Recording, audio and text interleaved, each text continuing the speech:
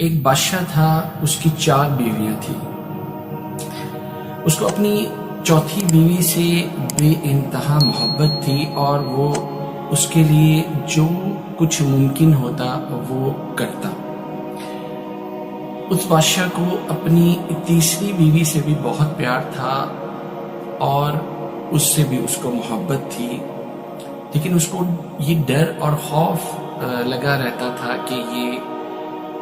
کبھی بھی مجھے چھوڑ کر جا سکتی اور کسی اور سے شادی کر لے گی۔ اس کی جو سیکنڈ وائف تھی، جو دوسری بیوی تھی، اس سے بھی اس کو محبت تھی اور وہ بیوی بہت ہی ٹرسٹ وردی تھی اور اس پر بہت اعتماد تھا۔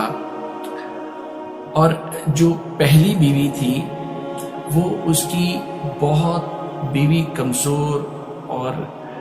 بہت زیادہ جو ہے وہ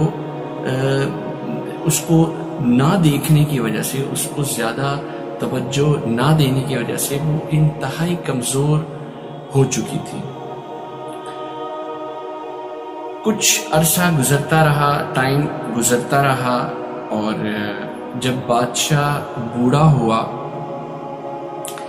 تو وہ اپنی چوتھی بیوی کے پاس آیا اور اس نے یہ کہا کہ میرا اب ٹائم جو ہے وہ لگ ایسا رہا ہے کہ مکمل ہو چکا ہے اور میں مرنے کے قریب ہوں، تو تم سے میں نے بہت محبت کرتا ہوں، تمہارے ساتھ میں نے بہت پوری زندگی گزار دی، اب تم میرے ساتھ قبر میں چلو۔ اور جب وہ یہ سنتی ہے اور جب وہ بیوی کہتی ہے کہ بھی اب چونکہ تم بوڑھے ہو چکے ہو، اب میں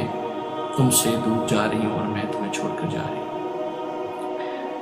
اس کی جو تیسری بیوی تھی وہ اس کے پاس آتا ہے اور کہتا ہے کہ تم میرے ساتھ قبر میں چلو، میں نے تمہارے لیے بھی بہت سیکریفائس کیا ہے، میں نے تمہارے لیے کیا کچھ نہیں کیا، سو اب تم میرے ساتھ قبر میں چلو۔ تو وہ یہ کہتی ہے کہ جب تم اس دنیا سے چلے جاؤ گے تو میں کسی اور کے ساتھ شادی کر لوں گی۔ وہ اپنی سیکنڈ وائف کے پاس یعنی کہ دوسری بیوی کے پاس آتا ہے اور وہ اپنی دوسری بیوی سے یہ کہتا ہے کہ میں تم سے بھی بہت محبت کرتا ہوں، تم نے میرا بڑا ساتھ دیا، تمہارے اوپر میرا اعتماد تھا، بڑا بھروسہ تھا، تو تم میرے ساتھ قبر میں چلو۔ تو اس کی جو سیکنڈ وائف کہتی ہے، وہ کہتی ہے کہ میں تمہارے لیے اتنا کر سکتی ہوں کہ میں تمہیں اپنے کندھوں پر قبرستان تک تمہیں دفنانے کے لیے چھوڑ کر آ سکتی ہوں،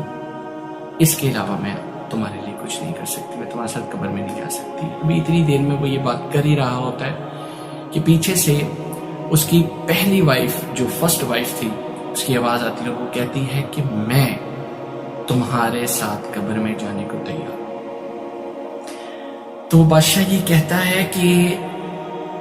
پچھتاوا فیل کرتا ہے اپنے دل میں اور کہتا ہے کہ میری تینوں بیویوں نے انکار کیا میرے ساتھ جانے سے، تو یہ جو پہلی بیوی جس کو میں نے دیکھا ہی نہیں، اس کی طرف توجہ نہیں دی، پچھتاوا ہوتا ہے۔ وہ کہتا ہے کہ کاش میں اس کے ساتھ تھوڑا ٹائم گزار لیتا تو آج یہ میرے ساتھ چلنے کو تیار ہے قبر میں۔ تو سب نے جن پر میں نے ٹرسٹ کیا، جن کو میں نے اتنی محبت دی، ٹائم دیا، ان سب نے انکار کر دیا، اور اس پہلی بیوی نے جو بہت لاغر ہو چکی تھی، بہت کمزور تھی، اس نے میرے ساتھ قبر میں جانے کا وعدہ کر لیا۔ دیکھیں میرے بہنوں اور بھائیوں، ہر انسان یہ 4 بیویاں رکھتا ہے۔ چوتھی بیوی اس کی وہ ہے جو اس کا اپنا آپ ہے، اپنی زندگی، اپنی صحت ہے، اپنا بدن ہے، اس کو سنوارنے کے لیے انسان کیا کچھ نہیں کرتا، وہ ہر چیز قربان کر دیتا ہے اپنے آپ کو اچھا رکھنے کے لیے، ٹھیک ہے۔ آپ یہ دیکھیں کہ جب انسان کی موت قریب ہوتی ہے تو وہ بدن سب سے پہلے اس کو چھوڑ کے جاتا ہے، آیا کہ وہ یہ چیز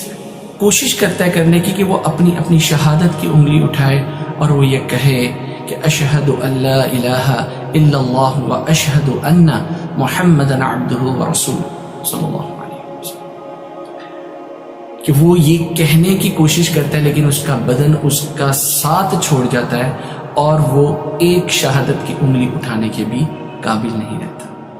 جو اس کی تیسری بیوی، جو بتایا گیا کہ جو تیسری بیوی ہے وہ اس کا مال اور دولت ہے. انسان جیسے ہی مرتا ہے اس کا مال، دولت، اس کا بینک بیلنس وہ دوسرے کی جیب میں چلا جاتا ہے. اسی طرح آپ دیکھیں کہ جو دوسری بیوی ہے وہ اس کے اپنے عزیز و اقارب ہوتے ہیں، وہ اس کے